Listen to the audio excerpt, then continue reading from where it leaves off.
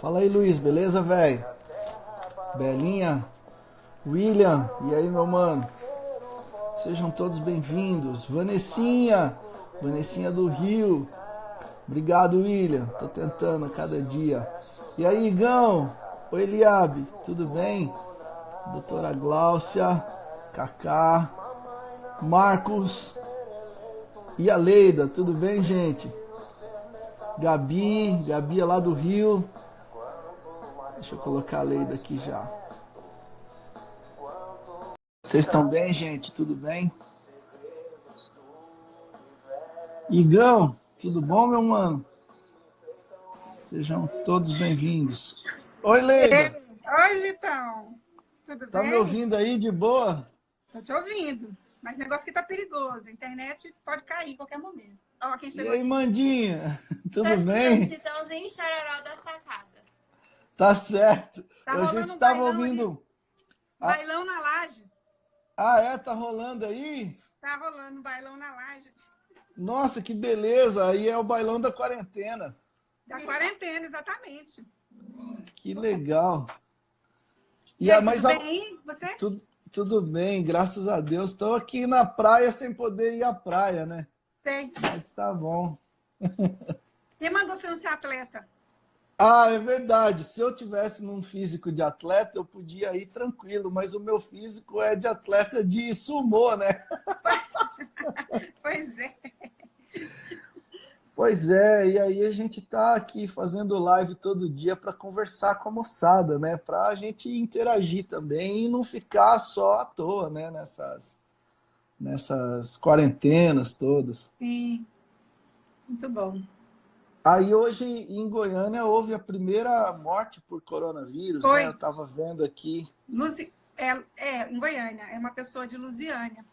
E ela Aham. faleceu aqui porque ela veio para cá, né? Teve que ser internada aqui no hospital de doenças tropicais. Foi uma Pois pena, é. né? Aqui na cidade dos meus pais, Peruíbe, também teve um caso, só que a moça foi para São Paulo, é igual aí, né? Do interior Uhum, foi para Goiânia, né? Aí daqui vai para sim. São Paulo e conta como São Paulo, mas é uma senhora daqui, ela era médica e teve esse problema aí, né? E aí foi para São Paulo, não Uhum. resistiu. Complicação nos nossos dias. Então é bom estarmos online, cada um de casa, Pois protegendo uns é. aos outros, né? Mas hoje, você sabe, né? A atividade religiosa é essencial. Então, você já pode abrir sua igreja. A atividade religiosa é essencial e está voltando a funcionar. Só Pois é. que, meu Deus do céu, não paga tributo, né? Se pagasse pelo menos, aí seria mais essencial um pouquinho, né? Pois é. Pois é. Não, e aí causa um ajuntamento desordenado de gente que vai ser pior. Como a situação lá na Coreia do Sul, né? Em que um líder Uhum. religioso mandou a galera ir para a China orar pela cura, voltou todo mundo doente, né? Pois E é. aí é o maior índice de contaminação veio dessa igreja, né? Então é terrível. Peraí que eu virei aqui sem querer. Eu fui apertar Tá. oi pro povo. Gente, acho que nós podemos começar, né? Podemos, Leida, trocar ideia aqui? Podemos. Podemos. Legal. Vamos A prosear. nossa live fica por 24 horas, mas depois a gente vai baixar também, colocar no canal do YouTube, para que mais pessoas possam assistir e fique aí eternizado, né? Porque nossa conversa tão importante, né? Então aí a gente já deixa ela por mais tempo nas redes sociais. Legal? Legal. Só fechar um ambiente aqui Gente, para não ficar. tá, ajeita aí que eu tô ajeitando aqui também, gente. Vocês estão me vendo por inteiro? Como é que é? Tá, eu tô metade, né? Eu não sei o que eu faço aqui. Se eu vou mais para trás. Ai, baixaremos. Ah, tá, baixaremos o vídeo. É a Belinha. Achei que era para eu baixar. Gente, ó, quem está acompanhando aí, a Leida estudou letras e depois fez um doutorado na área de educação, né, Leida? Sim, foi isso. E, e aí a minha primeira pergunta para você é por que estudar letras? O que te chamou a atenção no curso de letras? Que é um curso que Hoje em dia o pessoal não está animado, tá? Ah, não, Gito. Olha só, só para explicar para o pessoal aqui, né, que a gente Uhum. combinou um pouquinho a pauta, né? Isso. Porque, como professora, né, a minha atividade é uma atividade intencional, planejada. Eu não sou muito legal nessa coisa de improviso, né? Eu Aham. acredito que eu vou dar para cá, né? Aham. Né? Até porque a gente vai falar de leitura, de encostar, pelo menos, nessa pauta da leitura. Então, Claro. eu quero ler alguma coisinha aqui, trazer alguns autores com quem eu dialogo, né? Então, a pergunta que você me Aham. fez, por que estudar letras, um curso tão desvalorizado, uma licenciatura, Aham. que já na época que eu cursei já era desvalorizada, né? Mas Sim. a escolha desse primeiro curso de graduação foi muito circunstancial. Eu não Aham. escolhi o curso por algum motivo assim, eu quero fazer letras e vou me empenhar para fazer. Foi circunstancial, porque eu estava no Aham. lugar, na hora oportuna para entrar numa universidade federal. E aí, entre as opções de Entendi. curso, eu escolhi letras naquele momento por um entendimento ingênuo e até intuitivo de que ter fluência na língua materna me ajudaria a compreender melhor o mundo, né? Aham. Mas poderia ter sido história, poderia ter sido filosofia, artes, qualquer desses me colocaria no trabalho que já havia, aí, assim, o trabalho já havia me escolhido, que era a docência, eu já estava Aham. docente, né?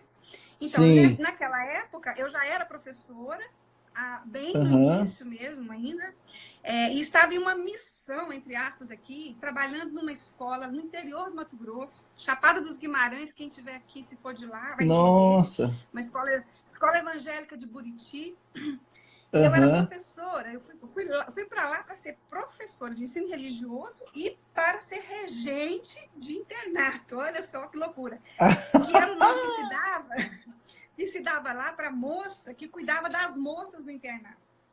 E Entendi. eu durei nesse negócio só um semestre. Eu pedi para sair, porque eu realmente voluntarismo, né? Aquela coisa Aham. religiosa mesmo. E eu era egressa, naquele momento, de um instituto bíblico, para quem conhece os Jovens da Verdade. Eu fui lá, Aham. fui em 80,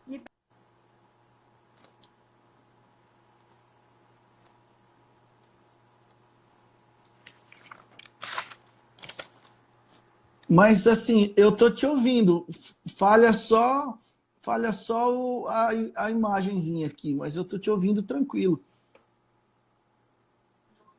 beleza. Então, Oi, gente, eu todos fui para lá para ser bem-vindos. missionária, mesmo sem. Opa, isso. Mesmo sem entender o que significa para nós meninas, porque eu era menina, né? Aham. Não deu certo, porque eu fui fazer a missão, então, assim, daquela visão de missionária que eu tive, eu acabei indo para uma outra missão na profissão docente. Aham. Outra profissão que entende o trabalho como serviço no reino, né? Então, eu me entrei na minha Entendi. missão. Já o mestrado e doutorado foi Aham. uma escolha consciente. Eu já fiz essa escolha, já não foi algo circunstancial. Porque eu poderia ter optado por prosseguir nos estudos da linguagem ou dos estudos literários, mas eu escolhi a educação. Aham. Eu já era professora da rede federal, nesse momento eu já havia feito um concurso público e comecei a lidar Sim. com diversos desafios do trabalho docente que requeriam de mim uma compreensão melhor da educação, que eu não tive na minha formação Aham. inicial, na graduação, na licenciatura. A licenciatura não permite que a gente tenha uma compreensão ampla da educação. Ela é muito voltada, focada no conhecimento específico, né, do conteúdo. Então, para mim, naquele momento, Aham. não me bastava saber ensinar português, literatura, redação. Eu sentia necessidade de entender aquela prática na qual eu estava imersa, o que era a educação, como era essa prática, como essa Aham. prática me possibilitava ser agente de transformação, porque era a missão, né? A gente Aham. está sempre buscando Sim. ser um agente de transformação. Como cristão, não vou nem dizer como missionário, essa palavra que eu coloco bem entre parênteses aqui, porque acho que todos Aham. nós somos, né? Então, Sim. como que eu passei a compreender a educação? A educação é uma prática social, é mediação, né? Ela é uma prática de mediação da prática social no seio das práticas sociais mais amplas, e ela é uma prática de educação das consciências para a prática ou para a participação na vida social. Então, ela é uma atividade intencional, ela é uma atividade planejada, ela é orientada por objetivos, né? por alguma finalidade, e no caso da minha compreensão, é para a formação do ser humano, bem naquela pegada sua de ser humanizar. Bem na pegada Paulo Freireana, né? E como que ela... O que compreende essa atividade? Ela compreende processos, influências, estruturas e ações que intervêm no desenvolvimento da pessoa, de indivíduos e grupos, na relação ativa com o meio social, natural, com a natureza, num determinado contexto específico, né, de relações entre grupos e classes sociais. Quais são os conteúdos dessa mediação? São os saberes, as habilidades, as técnicas, as atitudes, os modos de ação e os valores existentes no meio culturalmente organizado, que é a cultura, e que vai se convertendo no patrimônio do ser humano. Né? Então, eu passei a entender a educação assim, e assim é que eu me vejo na minha missão de agente de transformação. Acho que a sua pergunta, então, inicial eu respondi, né? Sim, e eu gostei muito quando você disse que é educadora para a mentoria, para a consciência, né? Para a formação cidadã, né? Para a formação do indivíduo enquanto gente, né? Ele não só um homo sapiens, mas que pensa. E nem um homo faber, né? Isso. Nem para fazer, mas uma pessoa que existe no mundo, e ele precisa saber qual é o seu lugar no mundo e como que ele pode existir nesse mundo. Né? Exatamente. Então, é uma prática de mediação no seio das práticas sociais mais amplas, né? Todas as práticas, é de formação humana, é para tornar o sujeito um homem, um ser humano. Sim, completo na sua existência, né? Na sua existência. Eu não sei se você concorda, mas aí tem uma premissa de que a gente não nasce homem. Sim. Você concorda com essa premissa? A gente se torna, sim, a gente vai se tornando conforme vai adquirindo consciência, né? Exatamente, a gente se torna humano. Se a gente não for educado para ser humano, a gente não será humano. Exatamente. A gente vai ser qualquer coisa, né? Menos humano. A gente pode... Paulo Freire... Desculpa. Sim. Pode falar. Paulo Freire tem uma compreensão dessa questão do ser humanizar. É claro que esse ser humanizar é um conceito que você está usando. Eu estou usando o seu conceito, tá? Estamos aproveitando o seu conceito, ser humanizar.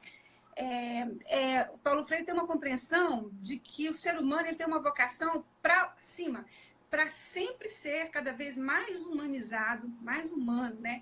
E isso é maravilhoso, quando a gente pensa na educação como essa prática de fazer da pessoinha o ser humano que Deus espera que ela seja, que a gente, né, que a sociedade precisa que ela seja, que a vida precisa que ela seja, né? Essa perspectiva. Então, é transformar o indivíduo que tem uma existência em alguém que tem um significado de vida, né? É muito mais do que estar vivo, é dar significado à vivência, né? Exatamente. Que legal, que coisa boa. E me diz uma coisa, como doutor em educação, qual você acha que é o maior desafio para a educação nos nossos dias, que está tão complicado? Olha só, hoje nesse momento é ficar em casa. Claro, sem aula, né, para garotada, né? Sem aula. Total, ficar sem. Até porque aí os estudantes podem ter um futuro, não pode ser um futuro na educação, mas um futuro, pelo menos. Um futuro, né? Uma existência, né, Gito? Uma existência. Exatamente. Tá, brincadeira à parte, né? Mas quando essa pergunta sua, ela me faz ter que situar e contextualizar aqui que tipo de educação que nós estamos falando, né? Porque não podemos ignorar que há outras instâncias educativas na sociedade. A família educa, a igreja educa, a mídia educa, a cultura educa, a arte educa, o próprio trabalho educa, as redes sociais educam, o coronavírus educa. Enfim, todas as esferas são educativas. Aí eu vou pedir licença aqui só para ler um trechinho de um autor claro. que eu dialogo muito nas minhas elaborações e compreensão que eu procuro ter da realidade e da educação, especificamente, ele escreveu um texto em 2001 para falar sobre essa sociedade, né, pedagógica que nós vivemos, né? Porque às vezes as pessoas pensam que a educação ela é só escolar, né? Não, a educação escolar é uma das manifestações da prática social educativa, de formar, de educação das consciências, né? Então ele fala, olha, a sociedade atual, isso em 2002, né? Lá atrás, em 2001, aliás, é eminentemente pedagógica ao ponto de ser chamada de sociedade do conhecimento. Aí isso ainda permanece, essa ideia, né? Aí ele dá alguns exemplos, olha, ele está se acentuando naquele tempo, e agora a gente vê muito mais ainda isso, o poder pedagógico dos meios de comunicação.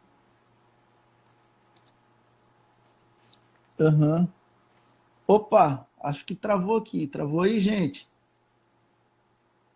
Para mim deu uma travadinha aqui. Voltou.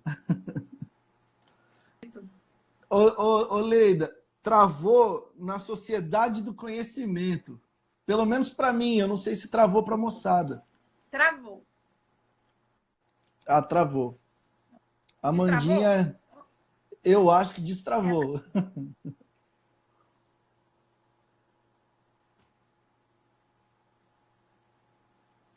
A moçada, todo mundo disse que travou mesmo.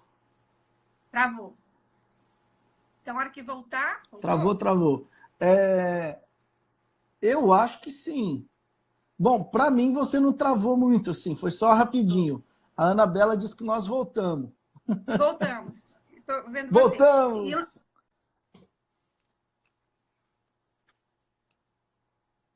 Destravou. Travou, destravou. Travou, tá travando e destravando.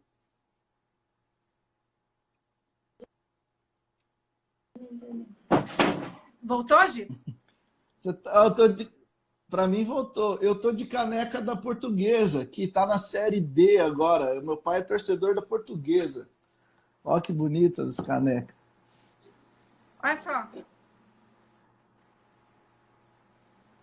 Ah, essa é do Michael Jackson. Ah, vermelhinha. Eita.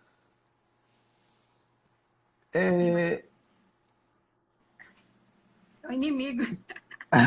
Eu já tô fazendo com a barriga. A barriga já chega aí nessa... Ô, Leida, acho que a gente pode voltar, porque a maioria das pessoas estão falando aqui. Se bem que algumas pessoas disseram que você pode tentar sair e entrar de novo para destravar de vez. Será que é uma coisa legal?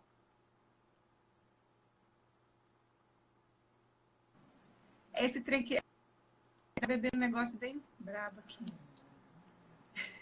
Eles estão falando que é o trem que nós estamos bebendo que está travando. Eu tô bebendo água cristal, ó, hoje, com gás, ó. Ó o gás, ó. Ó o gás. Eu tô bebendo Você água tá me cristal ouvindo? com Pelo menos gás. não, né? Não, eu tô te ouvindo e vendo. É a moçada que alguns disseram que travou. Talvez você possa sair e entrar. Aí, ô Derek.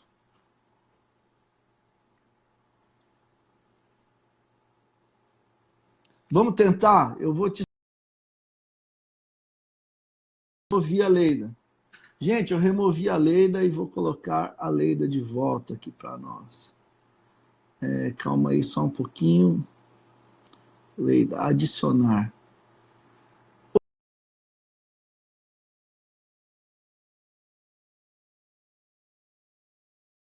Oi, Duda, tudo bem? E aí, Luiz Antônio?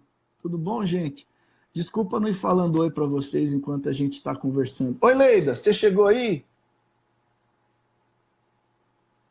Opa! E aí, Danilo? Eu tô de Jack Daniels. Será que sou eu? Ô, Larissa, é esse Jack Daniels aí que tá derrubando nós aqui, ó. Leidinha, voltou, hein? Bem legal.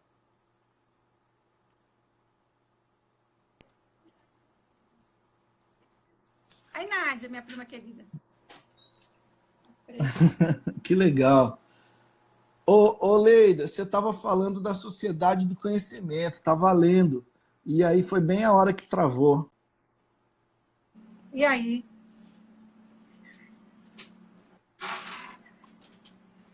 Agora Apareceu? foi, é bem bonito. Você Estamos tá me firme e vendo? forte. Tô.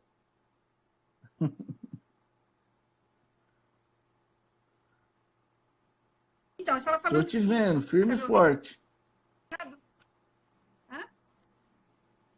Que passa aí? Tem alguém perguntando em espanhol. Responde aí, Gito, para nós. Que passa aí?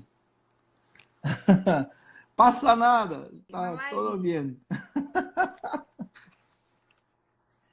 É uma live.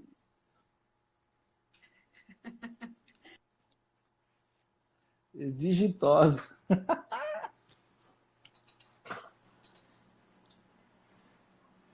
Sim. Olha,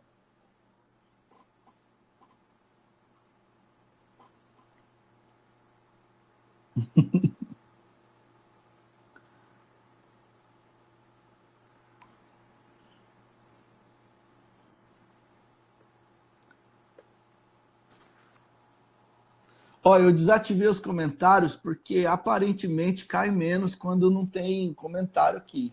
Aí não é porque eu não quero ouvir vocês, é para continuar a live, né? Beleza, moçada? Calma aí que depois eu vou lendo. Vai escrevendo que eu consigo ler ah, depois. beleza.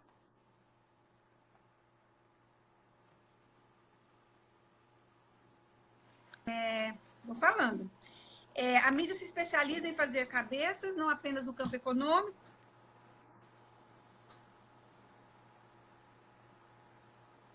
disseminação de saberes e modos de agir através de vinhetas, chamadas sobre educação ambiental, AIDS, drogas, saúde. Há práticas pedagógicas.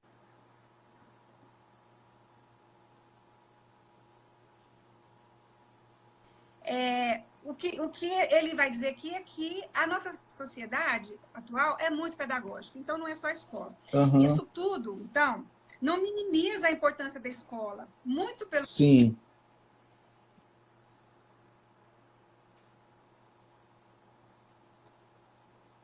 Me viu aí? Me ouviu? Ouviu, Gito?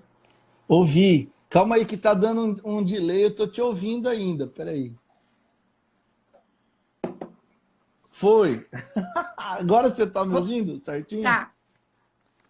Pois é, então a nossa educação, ela foge do Isso ambiente que da a escola, gente né? Nós viu somos um aqui sobre povo que a tem sociedade educação de pedagógica. tudo quanto é jeito, né? Só que isso tudo, então, não torna a escola... Uhum.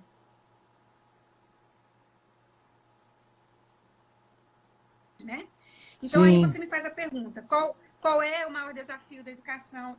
Aí eu vou dizer de qual educação? É a educação escolar, primeiro, Aham.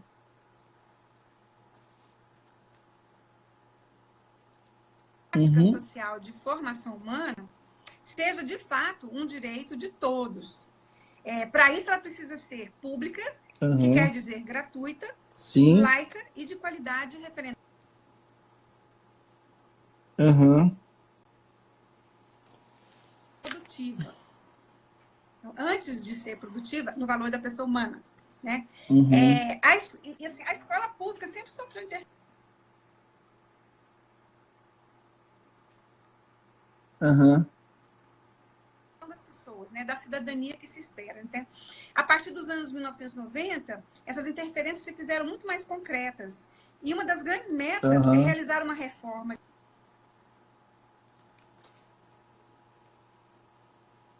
passa a ser do tipo empresarial, se torna um prestador de serviço e o aluno uma clientela mais Aham. exigente, incluindo aí nessa clientela os empregadores. E a mercadologia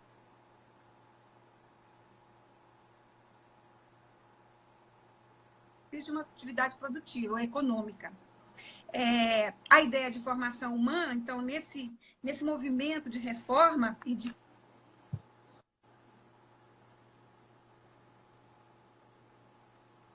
habilidade. O desafio, então, o que é? É garantir que é essa escola pública, laica e de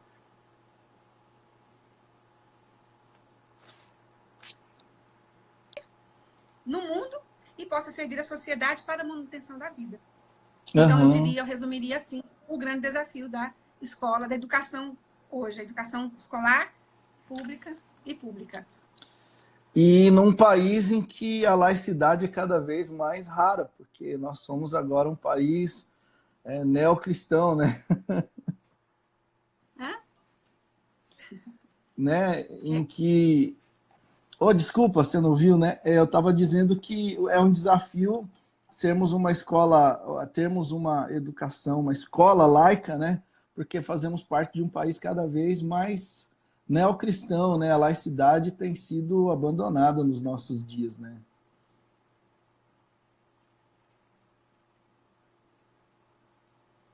Eu acho que está dando delay para nós dois, assim, trava de um lado, trava do outro.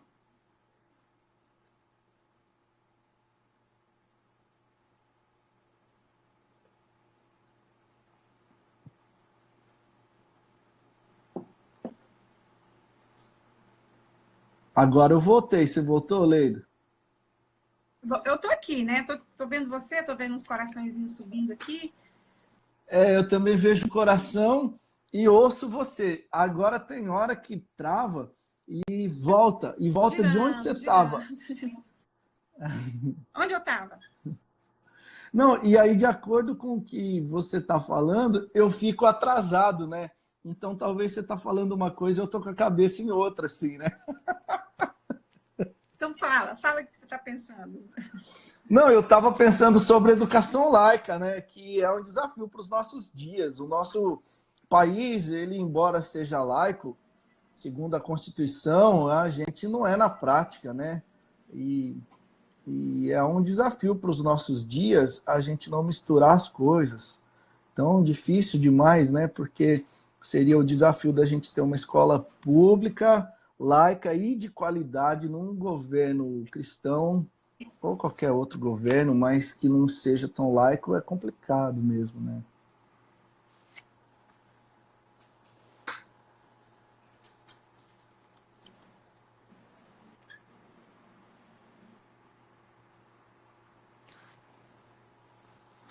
Ô, Leida, deixa eu te perguntar mais uma coisa aqui. Eu acho que você está me ouvindo. Ano passado saiu essa conversa... Tá cortando, né? Então eu vou te expulsar e vou te aceitar de novo. Espera aí. Vamos tentar isso mais uma vez.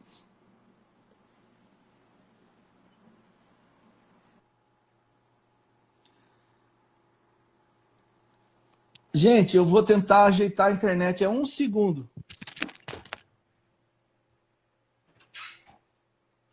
Vou manter aberto aqui porque está falhando a internet.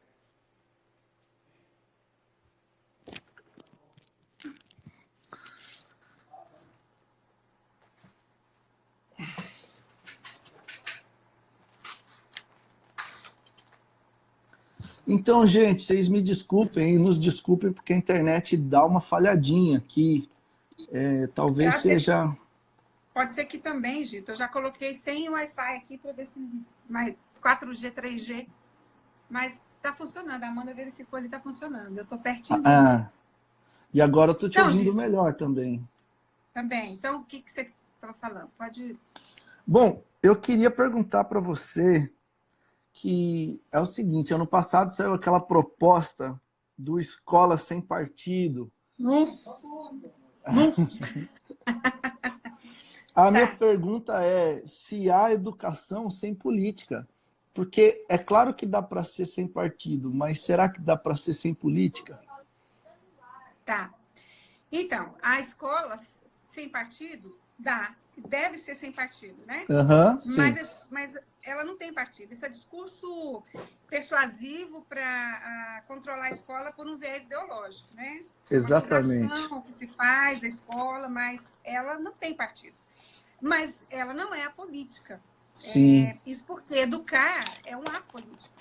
E a gente educa para a polis, a gente educa para uma prática social, para a participação da vida social, para a vida em sociedade. Então, não tem como não ser política. E a função, ela tem uma função política, então, né? Uma dimensão política. Essa dimensão Aham. política da educação é socializar o conhecimento produzido pela humanidade em sua tarefa de humanizar ou de se humanizar, né? Os Sim. sujeitos. Como eu disse lá atrás, né?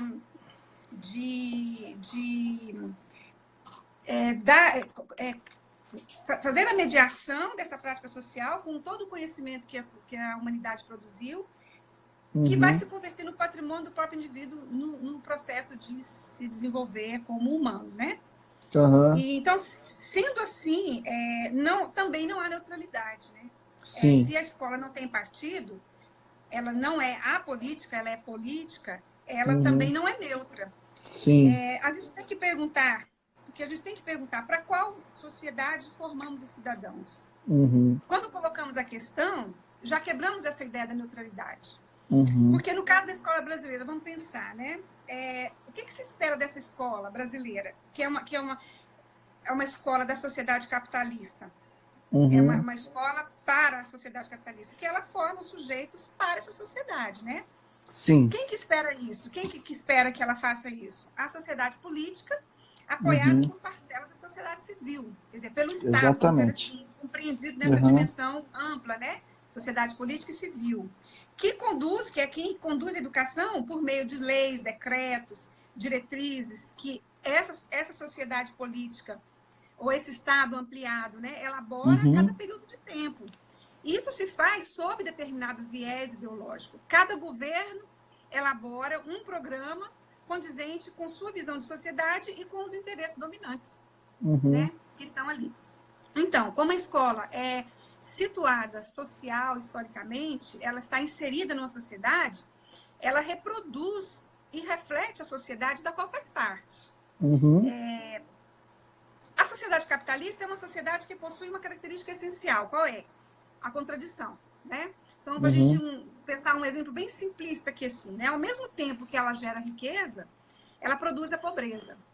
Ela é cindida em classes, essa sociedade, em classes que se opõem. A classe de quem detém o dinheiro, a riqueza, e a classe dos que produzem a riqueza, mas são despossuídos dela, né? Eles não possuem riqueza. Então, vemos isso hoje, pensando um pouquinho mais, né? A pressão hoje, no momento que nós estamos vivendo hoje com essa situação sanitária, né? Que nós somos envolvidos, do vírus, que está aí nos ensinando alguma coisa. Vemos que há uma pressão econômica pela supressão das restrições. Essa pressão coloca empresários e trabalhadores em lados opostos, né? Aparentemente, não. Aparentemente, todo mundo quer a mesma coisa, mas sim, porque ameaça-se, né, os trabalhadores de perder seus empregos. Exatamente. Que a gente ouve no discurso, olha, vocês vão perder os empregos. Então, acentua-se o prejuízo do lado dos trabalhadores, porque quem tem a perder é quem só tem a força de trabalho, né? O trabalhador, então, é levado a defender mais do que o trabalho, mais do que a vida, do que a própria vida. Então, ele é levado a defender, a voltar para o trabalho, mais do que a própria vida. Isso é a sociedade capitalista, né? E então a escola, ela reproduz esse conflito de interesses no campo das ideias também, porque isso se reproduz como contradição e oposição no campo das ideias. Então, disse anteriormente que ela reproduz e reflete a sociedade contraditória, a sociedade de classe. Então, há aqueles que entendem, então, que a sociedade deva ser preservada assim como ela é, do jeitinho que ela é, usando, inclusive, argumentos bíblicos que naturalizam as relações sociais, né? Essas pessoas não entendem a sociedade como construção histórica, produzida pelo conjunto dos homens, as pessoas que faz parte dela, mas como uma realidade dada, estática, permanente e natural, estabelecida por Deus, no caso dos religiosos, ou pelas leis imutáveis pelos cientistas, positivistas, por exemplo. Já outros compreendem a sociedade numa outra perspectiva, como construção histórica, organizada pelos homens conforme os interesses de um grupo dominante, daqueles que detêm o controle dos meios de produção, e como construção histórica, ela pode ser transformada pela própria sociedade. Então, é possível, pela contradição, nós transformarmos a sociedade, a começar pela transformação da consciência, né? Aham. É bíblico também, né? É bíblico também. Sim. E tudo isso é conhecimento produzido pela humanidade. Essas duas formas de entender a realidade é produção, é o Aham. conhecimento produzido pela humanidade. Então, como a escola é o espaço por excelência para o debate das ideias, esses conhecimentos são socializados e confrontados. Eles também estão em Uhum. disputa, né? Então, ela não é uma organização homogênea. Ainda que ela seja conduzida coercitivamente pelo Estado, ela é o espaço da disputa de ideias. Por isso que não se pode acusar a escola de fazer doutrinação ideológica, como esse projeto do Escola Sem Partido faz. Primeiro, porque Uhum. a ideologia diz respeito às ideias mesmo, né? Segundo, Sim. porque há ideias de todo viés. O fato de uns exporem e defenderem uma visão de sociedade não significa doutrinação, porque há outros defendendo a outra visão. Então, se uns defendem que a sociedade precisa ser preservada tal como ela é, porque isso é natural, há outros que vão dizer não, ela precisa ser transformada pela Sim. luta, né? Pela luta, Aham. pela transformação das consciências e pela transformação da sociedade, né? Uhum. Então, aí eu posso perguntar para o grupo que está nos vendo aqui, ou aqui, quem aqui não tem professores que expressam visão diferente de sociedade, quer dizer, visões plurais, né, da sociedade? Não é Aham. homogêneo. Tem um outro autor que eu também estudo muito, que chama Dermer Balsaviani, até coloquei com um recadinho lá um dia no seu comentário sobre ser humanizar, né? Uhum. Ele escreveu um artigo em 83, e ele faz uma diferenciação muito interessante sobre a prática educativa e a prática política. Que enquanto a prática educativa configura uma relação que se trava entre não antagônicos, ou seja, professor e aluno, eles não estão em posição de antagonismos. Eles estão, Uhum. a educação, a docência é voltada para o aluno, para a formação dele. Já a Sim. política se trava entre antagônicos. São classes sociais distintas e interesses e perspectivas mutuamente excludentes, né? Aham. Então, na educativa, o objetivo é convencer pela persuasão, pelo debate, pelo jogo das ideias. Isso não quer dizer doutrinação, né? Na Aham. política, o objetivo é vencer pela repressão, se for preciso, inclusive. A gente Sim. está vendo isso hoje muito facilmente. Precisamos vencer as ideias, no campo das ideias, e se for preciso, a gente usa a repressão, proibindo isso e aquilo outro. Né? Então, disso a gente conclui o quê? Que a escola não tem como ser neutra e nem a política. Ao contrário, ela é pluralmente política e diversamente ideológica. Isso Aham. é a escola. Então, não faz sentido nenhum essa acusação de a escola fazer doutrinação ideológica. Ontem mesmo os meninos estavam falando, né, sobre a experiência na faculdade. Se eu Aham. não perdi muito da conversa, eu entendi que eles colocaram isso, que há ideias diferentes, divergentes, né? Sim. E nós, professores, entre nós, pensamos diferentemente. Então, eu Aham. estou dentro de uma escola que há dois grupos que pensam Sim. diversamente sobre a realidade histórica e Uhum. sobre qual é o papel da educação nessa realidade histórica. Então, não é possível afirmar que se faz doutrinação ideológica. Então, a gente teria que dizer qual é a doutrinação, né, que se está falando. E o que se pretende com esse projeto de escola sem partido, que tipo de doutrinação, de fato, se pretende, então, colocar no lugar dessa de que eles acusam, né? Aham. O que não é possível também. Para eles também não vai funcionar, né? Então, Até porque, nesse caso, a neutralidade, o silêncio é uma ação política, né? É uma ação ideológica. a neutralidade, então, por que a gente fala que ela não existe? Quando a pessoa diz eu sou neutro, ele está reforçando qual lado? O lado de quem domina. Uhum. O lado de quem está dominando, né? Quem Sim, está ganhando o jogo no campo político, vamos dizer assim, né? exatamente. Como Uhum. eu disse, a escola é determinada pelas políticas. A escola não acontece no vazio. Eu sou professora. Eu Uhum. preciso respeitar aquilo que está determinado como diretriz. A educação é nacional, Uhum. é do sistema. Mas eu posso perceber ali aquilo que vai contra uma perspectiva de formação humana. E dizer, não, a educação não precisa ser assim. Né? Então, quando se propõe, por exemplo, reduzir os conteúdos escolares, que a gente já falou anteriormente, que é todo o conhecimento produzido pela humanidade, né? E envolve o Uhum. quê? Envolve saberes, habilidades, técnicas, atitudes, valores. Então, quando a gente vê uma proposta de eliminar a filosofia, a história, a arte, tirar a arte, dizer, nós precisamos Sociologia. sociologia. A gente só precisa do conteúdo estritamente útil para o exercício de uma função produtiva. Então, nós estamos negando ao sujeito a possibilidade de desenvolvimento integral, humano. Né? Sim. E sim, trabalhando para que esse sujeito se torne apenas uma força de trabalho nessa sociedade que busca e visa o lucro acima de qualquer coisa, né? Exatamente. Legal, Leila. Me diz uma coisa, o que você acha? Por que são raros os negros nos cursos mais procurados, especialmente nas faculdades federais? Você acha que isso faz parte do nosso racismo estrutural? Olha, sim, eu acho que pelo mesmo motivo, porque eles estão entre os mais pobres, né?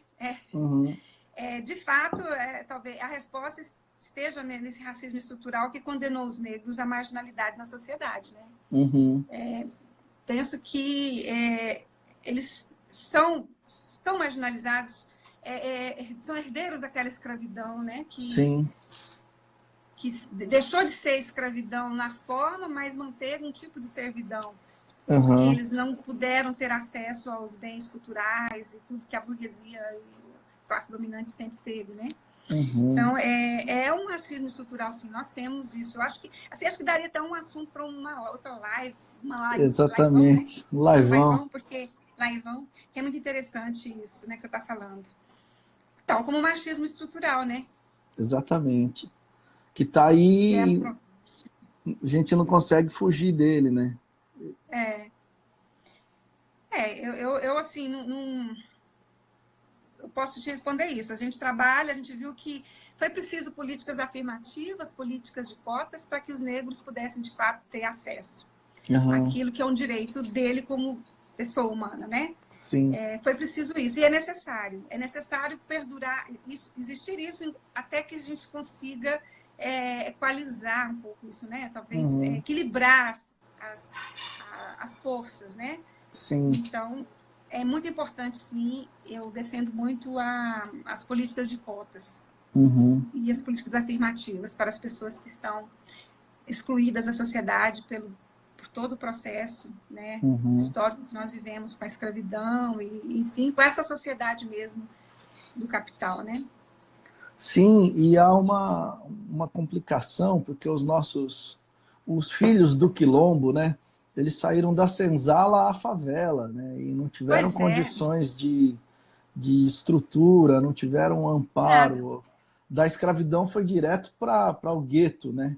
E a gente vê a dificuldade que nós temos em líderes negros dentro das religiões cristãs, ou médicos mesmo, né? Assim, dentro da minha denominação protestante, né? São raros os negros que alcançam o patamar mais alto, que seria do Supremo Concílio, né?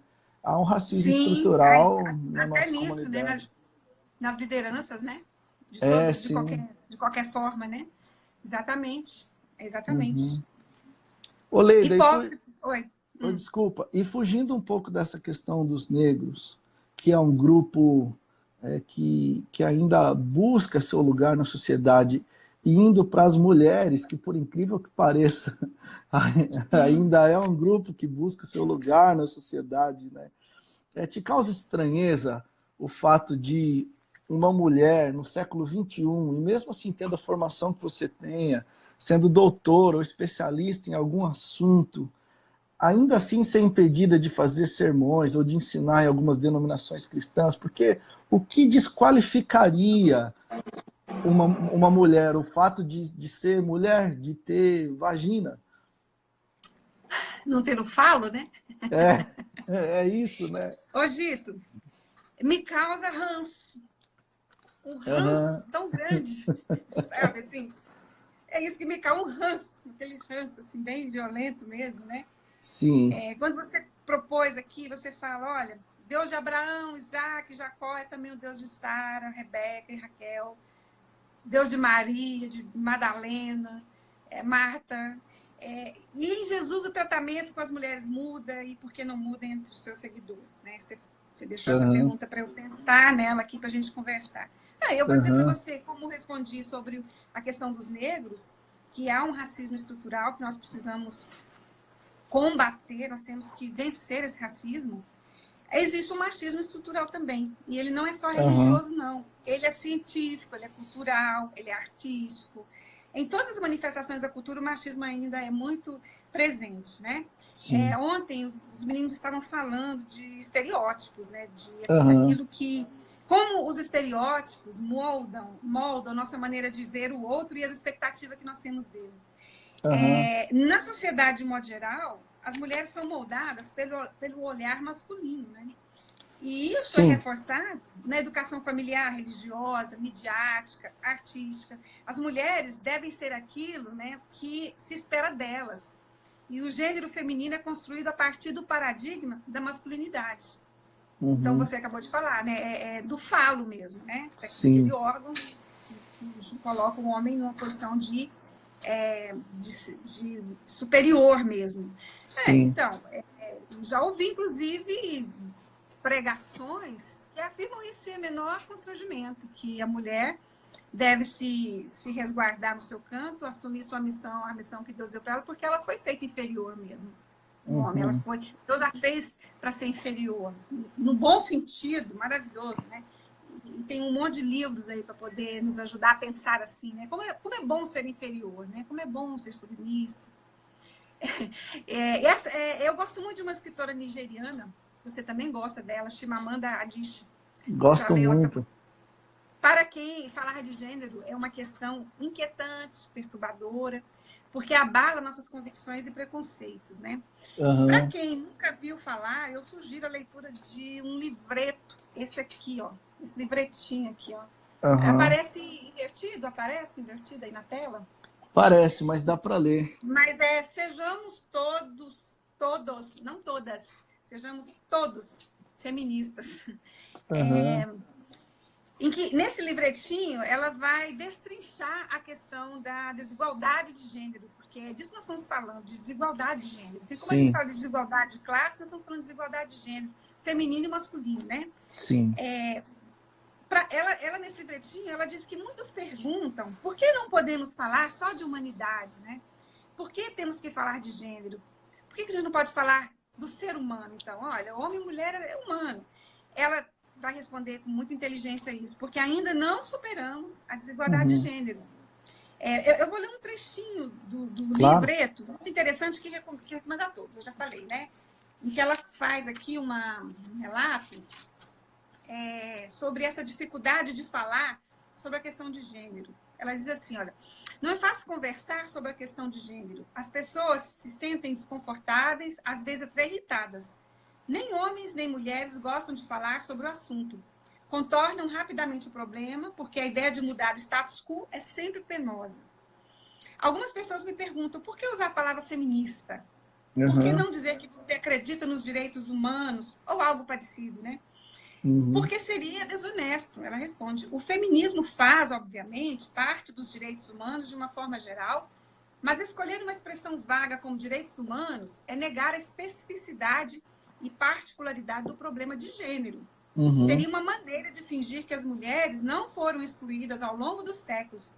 Seria negar que a questão de gênero tem como alvo as mulheres. Que o problema não é ser humano, mas especificamente um ser humano do sexo feminino. E aí a gente pode pensar na questão racial, que a questão é de ser um ser humano negro, né? Sim. E se for mulher, então, a coisa fica pior ainda, né, Gito? Se for mulher negra... Mulher negra. Pior. E homoafetiva, e pobre. E homoafetiva, piorou ainda mais. Então, por séculos, ela vai dizer, os seres humanos eram divididos em dois grupos, um dos quais excluía e oprimia o outro. É no mínimo justo que a solução para esse problema esteja no reconhecimento desse fato, ou dessa injustiça, ou dessa desigualdade, né? E ela continua dizendo sobre a ameaça do feminismo e tal, parará. Então, em outro trecho aqui, ela vai explicar também isso, dizendo como que surge essa desigualdade, né? De onde que ela nasce. Para ela, a força física foi determinante para o estabelecimento do poder masculino. Sim. Quando a força física era o atributo mais importante para a sobrevivência, quanto mais forte a pessoa, mais ela tinha chance de liderar o grupo. Exatamente. Então, é aquela ideia de muito antiga, muito remota, né? Sim. Mas não tanto. E ela lembra ainda que algumas pessoas lançam mão até da biologia evolutiva dos macacos, né? Então, são pessoas que vão apelar para a ciência. Lembrando como as fêmeas macacas se curvam perante os machos. Ora, se a gente é a evolução dos macacos, é natural que a mulher seja realmente esse ser submisso, né? Isso seria a natureza humana. Então, a ciência também pode ser machista e preconceituosa, não só a religião, como eu disse no início, né? Sim. E no caso religioso, no caso bíblico aqui, então, que você evocou, eu vou dizer para você, me causa ranço, então, né, no ambiente onde eu pratico, vamos dizer, onde eu estou, na minha religião, né? Estou me atrapalhando aqui no dizer isso, mas quando eu penso no ambiente religioso do qual eu faço parte, me dá ranço essa coisa do machismo, né? Porque negar que Jesus tenha mudado o estatuto da mulher, para mim, é um pecado. Aí eu vou julgar, no meu julgamento, vou dizer, olha, negar que Jesus mudou isso é pecado. Porque a atitude negacionista ou indiferente com relação ao tratamento que as mulheres recebem chancela no meio religioso as práticas machistas, quando não misóginas, né? De ódio à mulher. Sim. E aí, eu gosto muito da passagem de João 20, 11, 18, né? No relato da aparição a Maria. Assim, vamos lá, vamos ler um pouquinho de Bíblia, né? Maria, porém, ficou entrada no sepulcro chorando. Enquanto chorava, curvou-se para olhar do sepulcro. E viu 2 anjos vestidos de branco, sentados onde estivera o corpo de Jesus, um à cabeceira e o outro aos pés. Eles lhe perguntaram: mulher, por que você está chorando? Levaram embora o meu senhor, respondeu ela, e não sei onde o puseram. Nisso ela se voltou e viu Jesus ali em pé, mas não o reconheceu. Disse ele: mulher, por que está chorando? Quem você está procurando? Pensando que fosse o jardineiro, ela disse: se o senhor o levou embora, diga-me onde o colocou e eu o levarei. Jesus lhe disse: Maria. Então, voltando-se para ele, Maria exclamou em aramaico: Rabone, que significa mestre. Jesus disse: não me segure, pois ainda não voltei para o Pai. Vá, porém, a meus irmãos e diga-lhes: estou voltando para meu Pai e Pai de vocês, para meu Deus e Deus de vocês. Maria Madalena foi e anunciou aos discípulos: eu vi o Senhor, e contou o que ele lhe dissera. Olha só, essa passagem basta para mim, entendeu? Porque se Jesus fosse machista, ele não teria se revelado a Maria. Ela não reconheceu, ela confundiu com um jardineiro, né? E ele poderia ter dito: não, a mulher não é digna de eu me apresentar a ela. Então, eu vou pedir a ela que busque um dos discípulos lá, Mateus, João, Marcos, qualquer um deles lá que estavam reunidos. Mas ele não fez isso. Ele se revelou a Maria e deu a ela, né, o privilégio de ser o primeiro ser humano a ver Jesus ressuscitado e receber um id. Vai lá e diz que eu ressuscitei. Vai lá e diz que eu não estou aqui. Isso deveria, para mim, valer como régua na hora de decidirem nos Supremos Concílios, né, de impedir a mulher de pregar em púlpitos, sabe? Isso, para mim, deveria ser a régua. Porque chega a ser muito ridículo, sabe, Gito? O que algumas igrejas fazem, eu vejo. Permitem algumas mulheres de pregar diante da igreja, mas não do púlpito, né? E elas falam do andar de baixo. E mais uma coisa, só de dia, de noite não. Eu estou falando de uma experiência, de uma realidade vivida, né? Sim. Então, é isso. É isso que eu sinto. Eu sinto o ranço desse negócio e me sinto, assim, muito acolhida por Jesus na minha luta pelo direito das mulheres. Sim. E voltando ao tema da educação, né? Porque é onde eu atuo, né? Eu penso que ela pode nos ajudar a vencer essa desigualdade de gênero. E aí a Chimamanda, ela vai trazer nesse livreto dela uma lição para a gente. Mudar a maneira como nós educamos nossas filhas e nossos filhos para a felicidade geral da humanidade, né? Inclusive para os homens, porque os homens também são muito prejudicados nessa educação machista, né? Sim. Eles também perdem o direito de ser humanos, de ter o lado, de sentir, de não ser quem se espera que eles sejam, né? E ela tem um episódio aqui na página, ela conta um episódiozinho aqui, deixa eu ver se eu acho esse episódio curtinho também, que ela conta uma historinha aqui, uma experiência dela. Ô, Leda, enquanto você acha aí, deixa eu te falar uma coisa que eu estava pensando aqui, é que algumas lideranças, depois de Jesus, passam a ser lideranças de mulheres, por exemplo, Priscila e Áquila, né? A Prisca, a quem Paulo chamava assim carinhosamente, né? Depois a igreja que começa na casa de Lídia também, se começa na casa dela, automaticamente era ela quem convocava para os encontros. A casa é dela, caramba, né? O povo que se reúne depois, enquanto discípulos, está lá em Atos, eles se reúnem na casa de Maria, mãe de Jesus, que passa a ter também um espaço. Se é a casa dela, ela também vai passar a conduzir os encontros, né?